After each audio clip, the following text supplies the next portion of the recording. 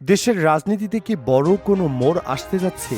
ত্রয়োদশ জাতীয় সংসদ নির্বাচন যত ঘনিয়ে আসছে ততই বদলাচ্ছে ভোটের হিসাব। সাম্প্রতিক এক জনমত জরিপে উঠে এসেছে বিএনপি এগিয়ে, বাড়ছে ভোটার উপস্থিতি, আর ভবিষ্যৎ প্রধানমন্ত্রী নিয়ে চলছে জোর আলোচনা।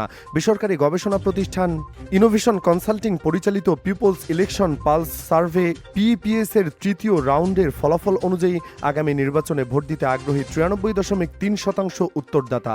রাজধানীর কারওয়ান বাজারে এক সংবাদ সম্মেলনে এই জরিপের ফল প্রকাশ করা হয়।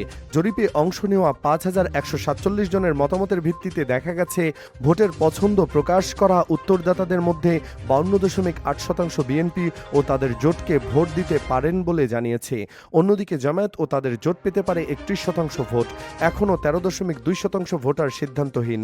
ভবিষ্যৎ প্রধানমন্ত্রী হিসেবেও 47.6% উত্তরদাতা বিএনপির চেয়ারম্যান তারেক রহমানকে এগিয়ে রেখেছেন। একই প্রশ্নে 22.5% জামায়াত আমির ডক্টর শফিকুর রহমানের নাম উল্লেখ করেছেন। তবে 22.2% জানিয়েছে তারা এখনও নিশ্চিত নন, যা নির্বাচনী অনিশ্চয়তার ইঙ্গিত দেয়। জরিপে একটি গুরুত্বপূর্ণ দিক হল ভোট স্থানান্তরের প্রবণতা। আগের আওয়ামী লীগ ভোটারদের 32.9% বিএনপিকে ভোট দিতে আগ্রহী বলে জানিয়েছেন, আর 13.2% ঝুঁকছেন জামায়াতের দিকে।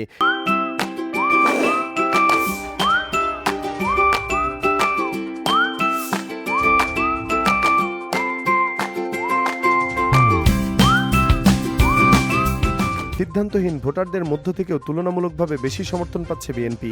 স্থানীয় পর্যায়ে সম্ভাব্য বিজয় নিয়ে প্রশ্নে 52.9% উত্তরদাতা নিজেদের এলাকায় বিএনপি প্রার্থীকে এগিয়ে রেখেছেন।